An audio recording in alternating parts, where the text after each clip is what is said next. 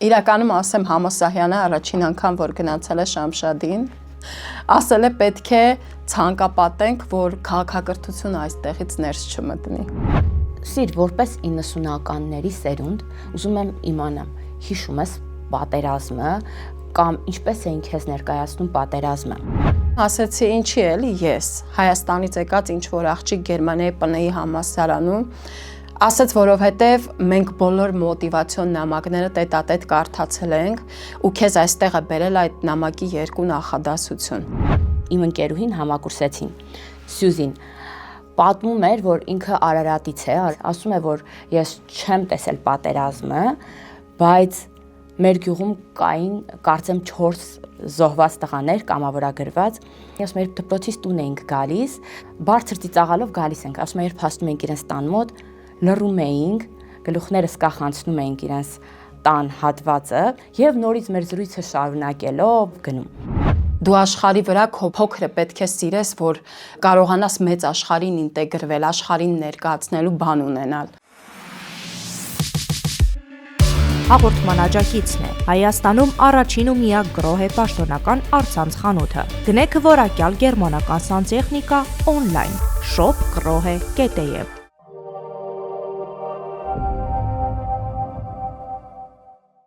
Բարև ձեզ հարգելի հետևորդներ, այսօրվա իմ զրուցակիցը քաղաքական գիտությունների թեկնածու, Երևանի պետական համալսարանի դասախոս, իմ լավ ու հարազատ ընկեր Սիրանուշ Մելիքյանն է։ Ողջույն Սիրանուշ։ Բարև Անուշս, շատ էի կարոտել մեր հաղորդումները, սա իմ և քո 4-րդ հաղորդումն է։ Այո, վաղուց եթերում չենք հանդիպել, ես եւս շատ կարոտել էի, էթիկայի խախտում եմ անելու լրագրողական եւ դուով ենք խոսելու, որովհետեւ այլ ընտրանք ուղակի չկա, մտերիմ մարդիկ ենք։ Մենք երկուսս էլ չնայած Տավուշից ենք, բայց ես պետք է խոստովանեմ, որ Տավուշը բացահայտել եմ ավելի շատ հենց քո շնորհիվ եւ ամեն անգամ հիանում եմ քո Տավուշի հանդեպ սիրով, քո Տավուշի հանդեպ գործուն քայլերով, այսպես ասեմ։ Սկսենք հենց զրույցը մեր Տավուշից։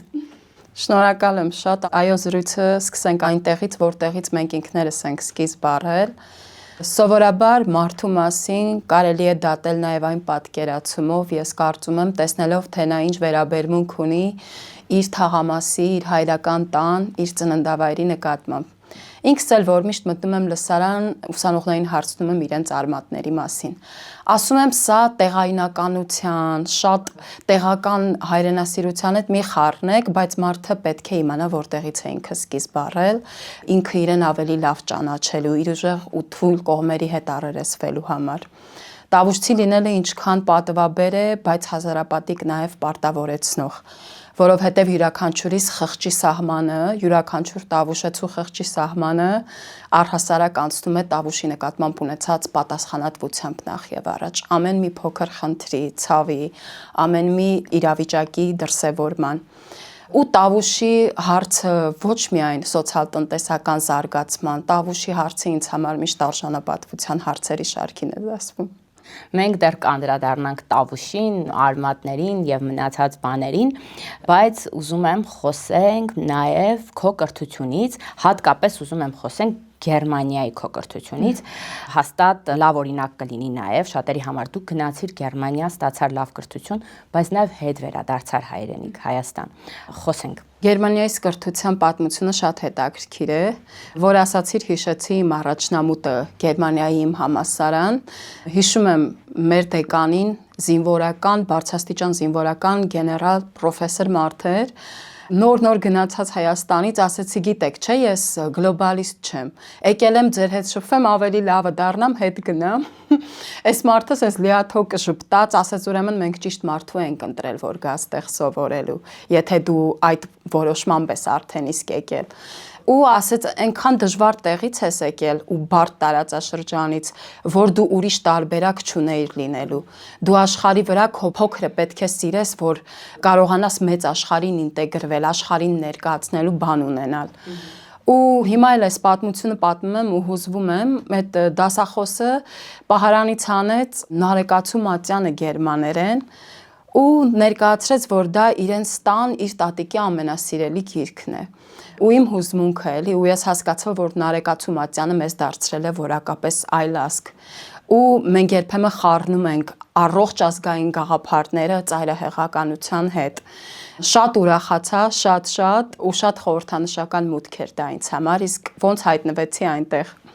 Ես միշտ ուզել եմ արտասահմանում կրթություն ստանամ ու երկար տարիներ ամեն ինչ արել եմ դրա համար։ Ունեմ գրեթե 15 հատ անհաջող փորձ։ Շատ եմ չարչարվել, տարբեր քննություններ եմ տվել, հասել եմ վերջի փուլ չի ստացվել։ Ու մի պահ եկավ, որ այլևս չէր ստացվում, վերջինը հիշում եմ, ընդունվել էի Կրակով համալսարան ու ինֆորմացիայի մեջ նշել էի աշխատանքային մեյլը, հաստատումը եկել էր ուրբաթ օրը աշխատանքային մեյլին ու 24 ժամվա մեջ հետ հաստատում չէի արել, այս տիպի շատ փորձեր եմ ունեցել։ Ու որոշել էի, որ պետք է հրաժարվեմ դրսում կրթություն ստանալու մտքից, կենտրոնանամ Հայաստանում իմ աշխատանքի վրա, բայց այն որ մի բան կա է, որ դու պետք է անես ու դա քո մոտ չի ստացվել, որովհետև յուրաքանչյուր ցանկություն մահ է գտնում այնուամենայնիվ բավարարման մեջ, ինքն էլ վեհ, լավ դրական ցանկությունները։ Մեկ էլ աշխատում եմ ինձ համար ու պատահաբար մտնում եմ Գերմանիայի պաշտպանության նախարարության կայք, հանդիպում եմ կրթաթոշակի հայտարարության, ուզում եմ դիմեմ։ Հետո ասում եմ, չէ, էլի, հանգիստ նստի, պետք չի քեզ, բայց այն որ էլի մի հատ չիրականացված երազանք ունես դու, որը քո մոտ չի ստացվել, այդ դիմելու գործընթացը տևել է մի ժամ։ Ու 2000 մասնակցից ինձ են ընտրում, մի ամիս հետո Գերմանիայի պաշտպանության նախարարի կնիքով ու ստորագրությամբ ինձ հրավեր է գալիս։ Շնորհավորում եմ ձեզ, դուք ընդունվել եք Գերմանիայի պաշտպանության նախարարությանը կից Բունդեսվերի ակադեմիան։ Շոկ էր իմ համար, որովհետև ինքը տոտալ փակ հաստատություն է ու հայտնվել այնտեղ ինչ որ Հայաստանից գնացած աղջիկ, ֆանտաստիկ կրթություն եմ ստացել։ 1 տարի շփվել եմ գերմանական զինվորական ակադեմիական աշխատակազմի հետ, արտակարգ կրթություն եմ ստացել ու ամբողջ կյանքում շնորհակալ եմ կյանքիս այդ փուլի համար։ Կրթաթոշակ էի շահել Գերմանիայի պաշտպանության նախարարությունից ու ինձ միշտ հետաքրքիր էր ինչու են ինձ վերցրել, որովհետև վստահաբար ինձանից ավելի բարձր հետագծով մարդիկ էին դիմել այդ կրթաթոշակին։ Վերջում որ դիպլոմս էի ստանում Բեռլինում պաշտպանության նախարարությունում այդ կրթության վարչության ղեկավարի հետ զրույցում ասեցի ինչի էլի ես Հայաստանից եկած ինչ որ աղջիկ Գերմանիայի ՊՆ-ի համալսարանում ասաց, որովհետև մենք բոլոր մոտիվացիոն նամակները տետատետ կարդացել ենք ու քեզ այստեղ է բերել այդ նամակի 2 նախադասություն։ Առաջինը գրել էի, ճիշտ կլինի, որ դուք ինձ վերցնեք, ինչու, որովհետև կփոխեք ամբողջ կյանքում պատերազմի գոտում ծնված մեծացած մի հատ երիտասարդ գիտնական աղջկա կյանք։ Հետո գրել էի, որ ճիշտ կլինի Գերմանիայի նման երկիրը ներդրում անի ոչ թե Ֆրանսիայի, Շվեյցարիայի, Իտալիայի, այլ Հայաստանի նման պետության կյանքում, որովհետև մենք ավելի շատ ունենք այդ կրթական կապիտալի կարիքը, ես դա վերցնելու եմ ու հետ եմ գնալու։ Ասաց քո այս 2 նախադասությունն է քեզ այստեղ բերել։ Իսկ ես դրան հասել էի իմ երկար տարիների տքնաջան, քրտնաջան աշխատանքով ու որ տարբեր մարդիկ ասում են գիտությունը ֆինանսապես առումով շահավետ չէ, դժվար ճանապարհ ես ընտրել, քեզ պետք էր հեշտ փող աշխատեիր, ինձ կրթությունը անքուն գիշերները գիտելիքը հասցրեց Գերմանիայի պաշտպանության նախարարության կից համալսարան, անկեղծ եմ ասում, ու արժանացրեց այդ մեծագույն պատվին։ Հենց այդ երկար տարիների տքնաջան աշխատանքը, աշխարհում քեզանից ամեն ինչ կարող են վերցնել, բացի այսքան քո մտքից, որ քեզ է պատկանում, որ ամենամութ տեղերում սենց կոճակը վառվում է ու ճանապարհդ լուսավորում է, քո կարդացածը, քո միտքը, այն ամբողջ գիտելիքը, այն ամբողջ բազան, որ դու երկար տարիներ դրել ես քո վրա, ներդրել ես։ Միանշանակ մարդու կյանքում հաջողության են դրդում 2 բան։ Աշխատասիրությունը բախտի աճ ձեռքն է, ձախը դիսցիպլինան, կարգապահությունը։ Աշխատասիրություն, դիսցիպլինա, այս երկուսը համատեղելով կարելի է կյանքում շատ բաների հասնել։ Ծուլացար կթուլանաս, կարգապահ եղար առաջ կգնաս։ Պետք է ճիշտ պահին այդ հաճույքներից, անիմաստ ժամանակից հրաժարվել, ասել ես ինչով եմ զբաղված, պետք է դադար տալ ու անցնել պրոդուկտիվ աշխատանքի։ Մենք երբ միասին զբոսնում ենք կամ ինչ-որ մի տեղ ենք գնում, ես ու դու շատ են լինում ուսանողներ, շատ ջերմ գալիս են, ընկեր Մելիքյան, մենք ձեր նախկին ուսանողն ենք եղել կամ ներկա ուսանողն են, բարևում են անցնում են եւ ես միշտ հպարտանում եմ։ Անցնենք երիտասարդների հետ քո շփմանը, նոր սերնդի հետ քո շփմանը, ինչ մեթոդներ ես կիրառում, արդյոք հեշտ է նոր սերնդի հետ շփումը։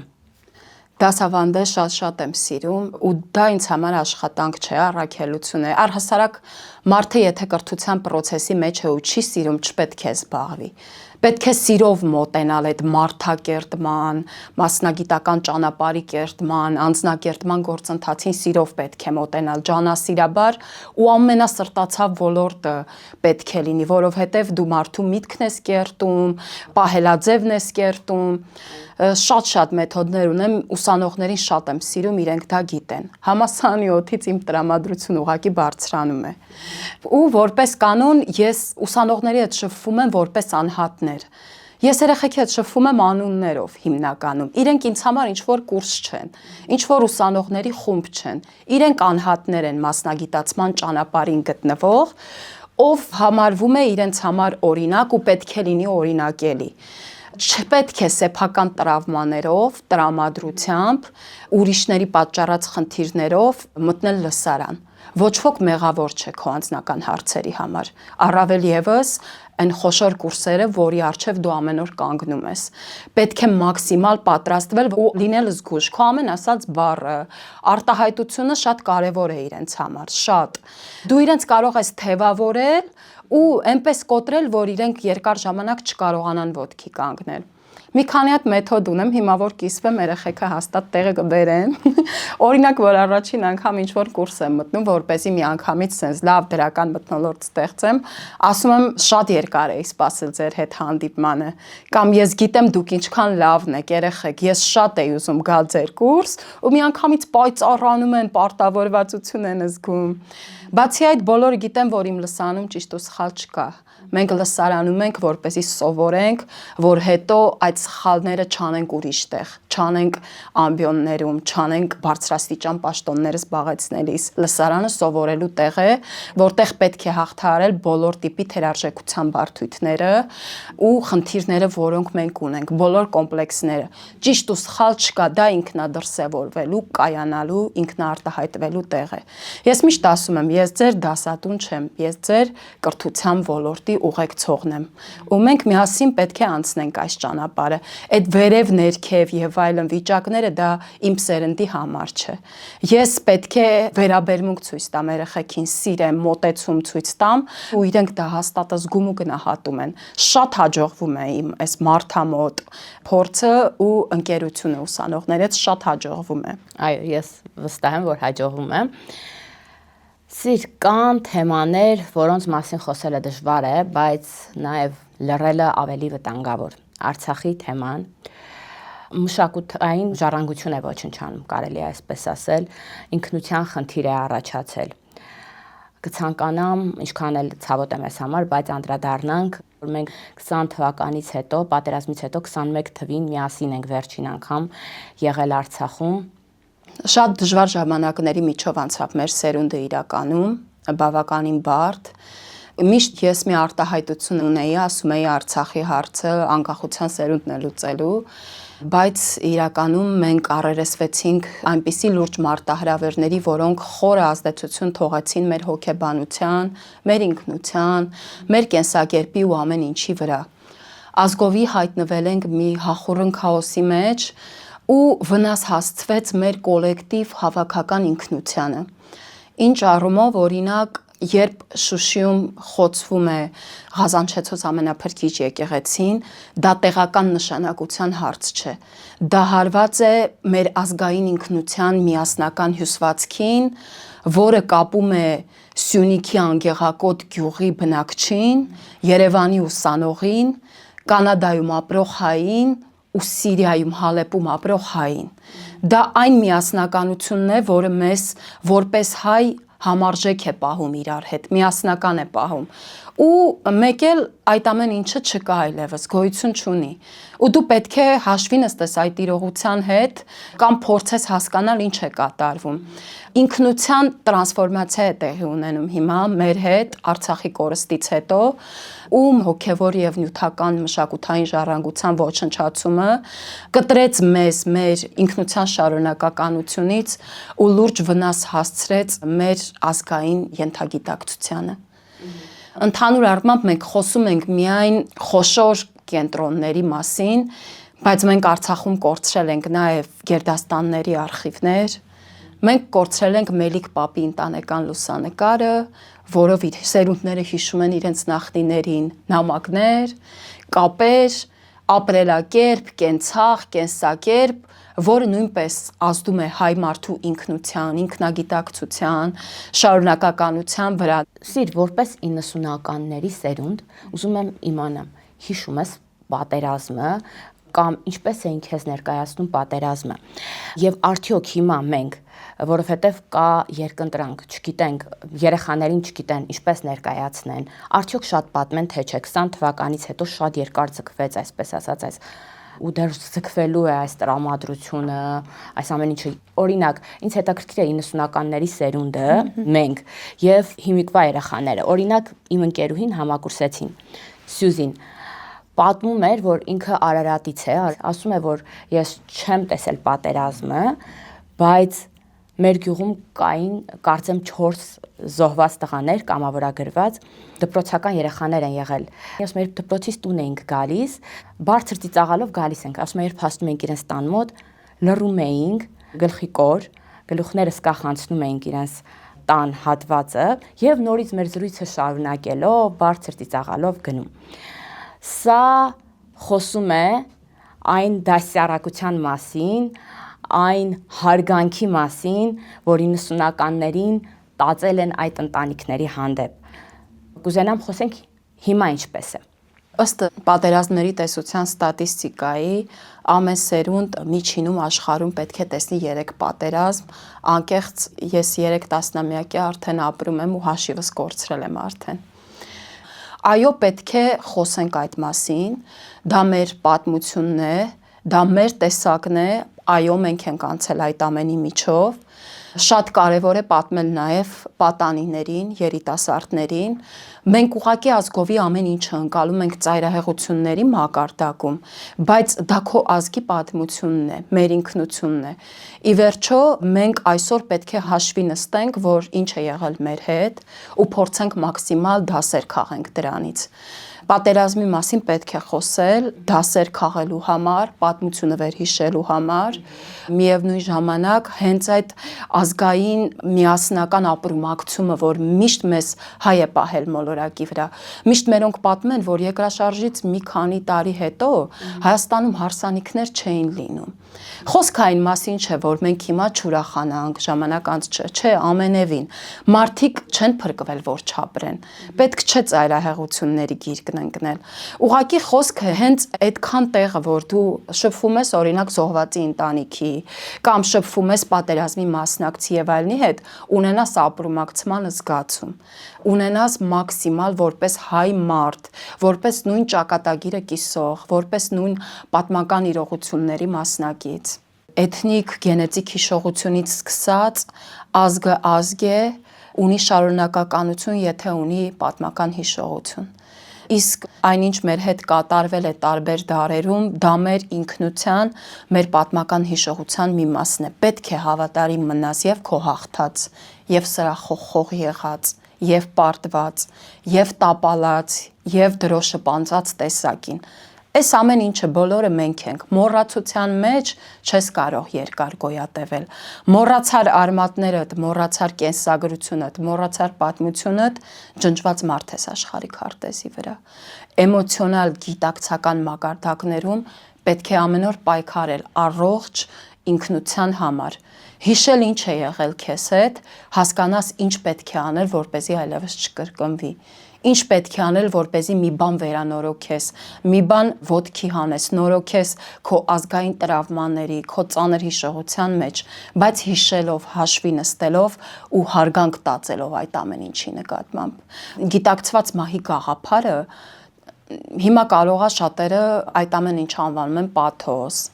կամ ինչ-որ ծայրահեղ ձևերով են ներկայացնում, բայց բոլոր ազգերի գաղափարախոսություններում չկա մահիմացյալ անմահությունը։ Հանուն հայրենիքի գիտակցված մահի գաղափարը։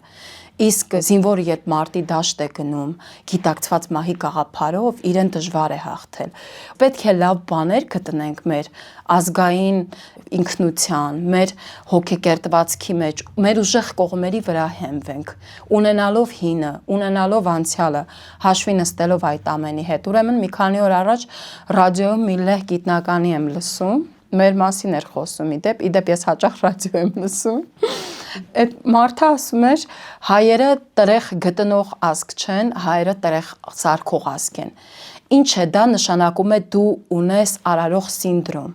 Դու աշխարհի վրա կարողանում ես արարել, քոնը ստեղծել, զրոյից ստեղծել ու ունենալ այդպիսի ուժեղ կողմեր ու չկենտրոնանալ դրանց վրա, ուղղակի խենթանալ կարելի է։ Թե չէ որ ամեն օր դու մտածես, որ դու անաշխատունակ ես, քո էներգիան վատնես ատելության խոսքի, ուրիշներին կյանքի դասեր տալու, կողքիններիդ քննադատելու եւ այլնի վրա, քո այդ ամբողջ բարգավաճման, ծլման, ծաղկման էներգիան կմնա քնած, ստորացած, նսեմացած։ Պետք է ամբողջ մեր բացական էներգիան վերափոխենք դրականի, ստեղծագործականության ավելի, որպեսզի մեր մեկը երկուս դառնա, որպեսզի առաջընթացը նորից սկսվի։ Այ ճամփորդած եւ շարունակում ես ճամփորդել, դրսում ապրած մարդ ես, բայց նաև սիրում ես բացահայտել Հայաստանը, ինքնաճանաչողությունը նաև այդ մասով քեզ մոտ շատ բարձր մակարդակում է գտնվում, անընդհատ այս վայրում լինեմ, այն վայրում լինեմ, պատմությունները գիտես բոլոր վայրերի մասին, ինչպես գիտես Տավուշը, ինձ թվում է նույնիսկ գիտես Հայաստանը, որքանով է կարևոր, որ մարդը լինի ինքնաճանաչ, ճանաչիր հայրենիքը։ Ես Հայաստանի ու Արցախի գրեթե բոլոր շներում եղել եմ, գրեթե չէ, Հայաստանի ու Արցախի բոլոր շներում եղել եմ, ու այդ ամեն ինչն է կապել ինձ շատ ավելի Հայաստանի հետ։ Այդ ամեն ինչն է ինձ հնարավորություն տվել հասկանալու ինչ գողտրիկ, իրոք ինչ աստվածային, ինչ աստվածարար երկրում ենք մենք ապրում, որ ինչ հրաշք մոտեցումներ կան մարդկային հարաբերությունում, Հայաստանի գյուղերը հրաշք են։ Աշխարհի ամենակորած մոլորված որակներին մարդկային վեհ կարելի է հանդիպել Հայաստանի փոքր գյուղերում, անկեղծ եմ ասում, մարդկային ամենաբարձր կուլտուրային, վարվեցողությանը, հարգանքին, պատվին կարելի է հանդիպել Հայաստանի գյուղերում։ Սա ասում եմ որպես աշխարհի բոլոր մեգապոլիսներում եղած մարդ հիմնականում։ Ինձ թվում է քաղաքակրթությունը սկսվում է մեր այդ գյուղացիների մարդասիրությունից։ Ամենամեծ դեմոկրատիան Հայաստանում է, անկեղծ եմ ձեզ ասում, բոլորը մեզ գալիս են ժողովրդավարություն են սովորեցնում, բայց ամենամեծ մարդասիրությունը Հայաստանում է, անծանոթի նկատմամբ, հարևանի նկատմամբ, հումանիզմ կոչվածը, ինձ թվում է մեկ-մեկ հումանիզմի ողնաշարը Հայաստանում է, որովհետև դու սրտացավ լինես անծանոթ մարդու նկատմամբ, այնպես ինչպես սրտացավ կլիներ քո սեփական երեխայի նկատմամբ, դա աշխարհի ոչ մի երկրում չես հանդիպի։ Այստեղ նույնիսկ այն ամենակորած գյուղում հաստատ կգտնվի մարդ, ով հոգ կտանի քո մասին։ Օրինակ, Շամշադինի հետ կապված ինչ հատկանիշ ունեն տավուշեցիները։ Այ շատ եմ սիրում, շատ եմ սիրում։ Մեկ-մեկ որ գնում եմ այնտեղ, իրականում ասեմ Համասահյանը առաջին անգամ որ գնացել է Շամշադին, մեզ մեղադրում են այդ բառը օգտագործելու համար, ասում են տավուշ օգտագործեք, պատմական տավուշ, ասել է պետք է ցանկապատենք, որ քաղաքակրթությունը այստեղից ներս չմտնի։ Մարդիկ շատ չշփվեն դրսի աշխարհի հետ։ Ու մի բան էլ հիշեցի, Աստվածաշնչում ասում է դրախտը այն է, որ տարին 12 ամիս կերակրում է մարդուն։ Դու կարող ես մտնել տավուշի հետ հյուսիսային անտառները տարին 12 ամիս ու ուտելու բան միշտ կգտնես։ Մեր տարածաշրջանը բառիս բուն իմաստով դրախտ է, մարդիկ էլ հրաշք, դրախտի բնակիչները։ Անկեղծ եմ ասում, հիշում եմ մի անգամ արտասահմանից հյուրեր պետք է ունենայինք, տեղավորման խնդիր կար, հարևաններով կռվում են, թե ում տանը պետք են մնան այն մարդիկ։ Իրանք սիրում են նոր մարդ բերեն, խոսացնեն, տանեն տուն, հյուրասիրեն ունեցած, չունեցած վերջին ամեն ինչով։ Մարդասիրությունը, հոգատարությունը շատ է մեր տարածաշրջանում, շատ եմ սիրում։ Ինձ երկար ժամանակ ամբիոններից, օդանավականներից ինձ պետք է իջնել ու մտնել Տավուշի գյուղերը, որ հոգիս մաքրվի, որ ես էլի դառնամ ես ինքս,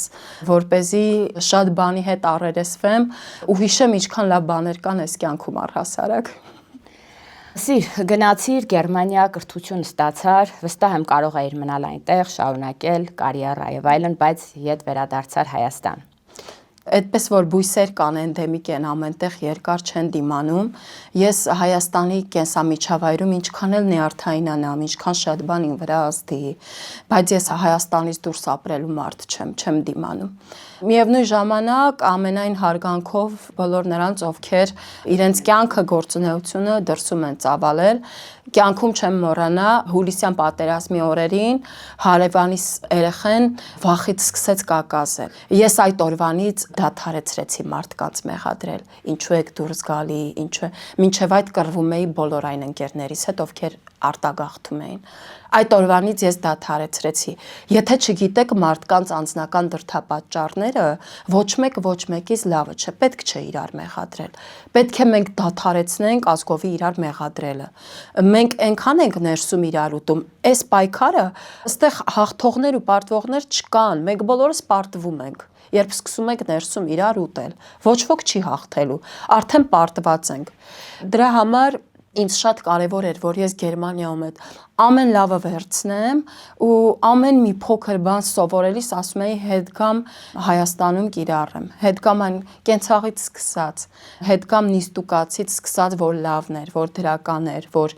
բերելու ենթակա էր, ասում էի հետ գամ Հայաստանում կիրառեմ։